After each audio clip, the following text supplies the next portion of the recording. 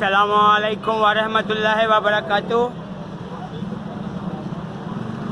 Army chief general Hafiz Syed Asim Munir Ahmed, inter surveillance intelligence chief Nadeem Ahmed Anjum اور FBI federal bureau investigation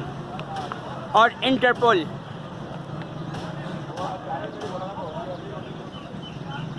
امریکہ میں جو شہر آج سے 3-4 سال پہلے آگ میں جلایا گیا وہ ہاٹ فیلڈ کا کارنامہ تھا، کیونکہ مظہر کلیم محمد احمد کی عمران سیریز میں یہ بات موجود ہے کہ ہاٹ فیلڈ ایک ایسی ٹیکنالوجی ہے کہ جو جہاں چاہے گی، جو اس کو کنٹرول کرنے والے ہوں گے اس ٹیکنالوجی کو، جو جہاں چاہیں گے وہاں انتہائی گرم ترین آگ برسے گی اور ہر چیز کو خاکستر کر دے گی، جلا دے گی۔ اور اس شہر میں بھی یہی ہوا ہے، جو لاہور زینہ یا زوینہ نامی شہر ہے، کہ یہودیوں نے وہاں سے انسانوں کا خاتمہ کر دیا اور جلا کر خاکستر بھسم کر دیا، جو قرآن پاک کی آیت بھی ہے۔ تو اس میں صہیونی یہودی اور اسرائیل کے وزیر اعظم اور اسرائیل کے صدر شامل ہیں، سابقہ صدر یا یہ صدر، اور نہیں معلوم کہ بنجامن نتنیاہو کب سے ایلومیناٹی فری میسن شیطان کے پجاریوں اور صہیونی یہودیوں کے لیے کام کر رہا ہے۔ تو عالمی عدالت انصاف سے میری درخواست ہے کہ اس حوالے سے پاکستان میں عمران سیریز میں اس بات کا ذکر کیا گیا ہے، ہاٹ فیلڈ مطلب ہاٹ مرکزی لائن، گرم line, hot field hot spot, گرم علاقہ، ہاٹ فائٹ، گرم فائٹ، لمبی فائٹ یا لمبی لائن فائٹ۔ تو یہ یہودی 5000 سال سے مسلمانوں کے خلاف، عیسائیوں کے خلاف، ہندوؤں کے خلاف، پارسیوں اور بدھ مت اور جین مت کے خلاف لڑ رہے ہیں، لیکن پھر بھی ان یہودیوں کو پوری دنیا میں ذلیل و رسوا ہونا ہے،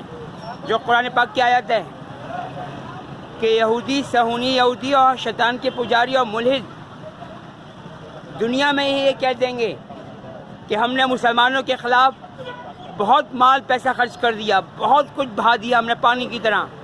جس طریقے سے حلقہ موت ویٹو ایکشن ٹاپ ٹارگٹ پر دکھایا گیا، اور ہاٹ فیلڈ میں بھی جو مظہر کلیم محمد احمد کی کہانی ہے، جسے قریشی برادرز پاک گیر ملتان جو یہودی تھے وہ چھاپا کرتے تھے ان کہانیوں کو اس وقت،